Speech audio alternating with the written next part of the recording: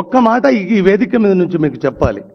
నేను చేసింది తెలంగాణ రెండో ముఖ్యమంత్రిగా కేసీఆర్ను గద్దె దింపినాడని ప్రపంచ విజేతవు తండ్రి. నువ్వు ప్రపంచ విజేతవు తండ్రి. ఈ 5 ఏళ్ళ 10 ఏళ్ళ నేను చెప్పలేను కానీ కేసీఆర్ను గద్దె దించినాడే ఈ ప్రపంచ విజేతలల్లా రేవంత్ అనే ముఖ్యమంత్రి కూడా ఒక విజేతగా లిఖించబడ్డాడు ప్రపంచ పటం మీద.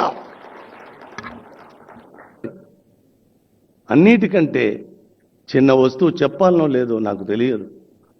వర్షాలు ఎంత బీభత్సాలను సృష్టిస్తున్నాయో మనం చూస్తూనే ఉన్నాం కదా. నిన్న స్లాబ్ వేయడానికి వర్షము కమ్ముకొచ్చి కారుమేపం స్లాబ్ ఆగేటట్టున్నది సార్.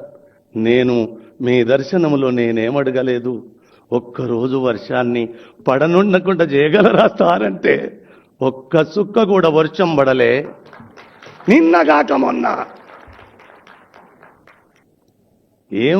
ఏమి చెప్తారు? అందుకోసం అంతరికంటే ఆయన కోసం శ్రీరాముకు తెలుస్తుంది, మన శ్రీనివాసరాజుకు తెలుస్తుంది.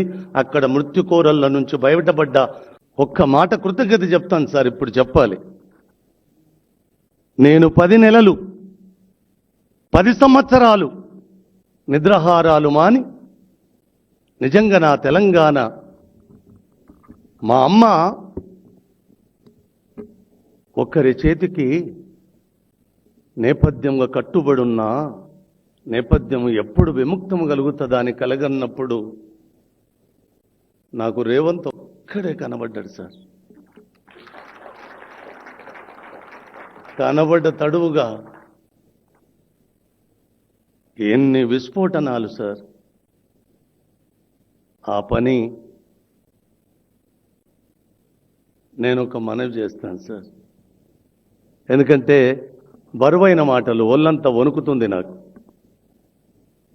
నిజంగా ముఖ్యమంత్రి హోదా నుంచి చూసినప్పుడు ఈ సభ చాలా చిన్న సభనే అనుకుంటాను.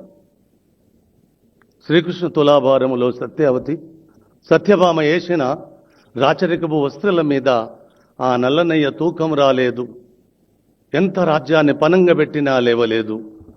రుక్మిణి మాత చిన్న తులసి పత్రం వేస్తే లేచినట్టుగా ఇలా మా ముఖ్యమంత్రి తులసి పత్రంగా సభనంతా మీరు ఒక్కరు వస్తే చాలు కదా నాన్న, 4 కోట్ల మంది వచ్చినట్టు కదా. ఇక 4 ఉంటే నాకేం పోయింది.